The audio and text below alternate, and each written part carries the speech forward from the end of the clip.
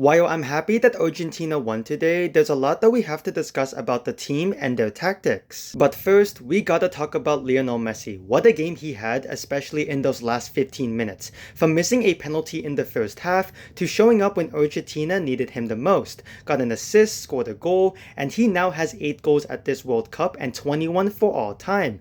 And he's officially surpassed Maradona's record for the most World Cup assists with 9. And you can tell how much this win meant to him because he loves playing for Argentina and representing the badge, and I hope he has a satisfying ending to his World Cup career. However, despite how well Messi is doing, there is still a problem in this Argentina team tactically, and it's how narrow they play. Argentina will always play with a 4-4-2 formation, and the goal is to overload the middle spaces and create a lot of dangerous chances through close link-up play. And while this can be effective for the majority of the time, when they go up against a team with a low block and closes off space in the middle, then they struggle to create chances. Now, this is not a new problem for Argentina, and they have struggled with this in the past, but the difference is that they used to have Angel Di Maria, who was such an important player for Argentina because he added the much needed width that the team needed. He was able to take on his man and create a lot of dangerous chances from out wide, and ever since he retired,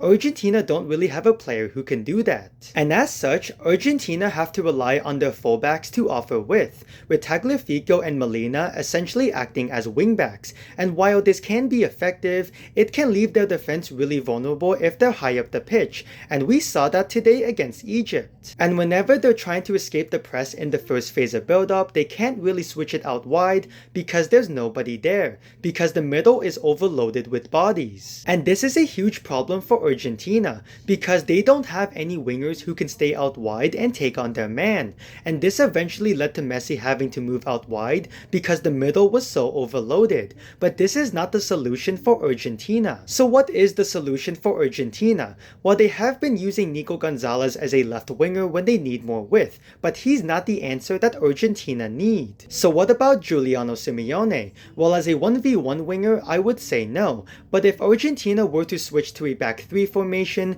Giuliano could play as a right wing back and be very strong there, especially when it comes to staying out wide, offering width, and even making forward runs, which is exactly what Argentina need more of. So if Argentina want to defend their title, then they have to fix this problem. Otherwise, they are going to continue to struggle and eventually get knocked out.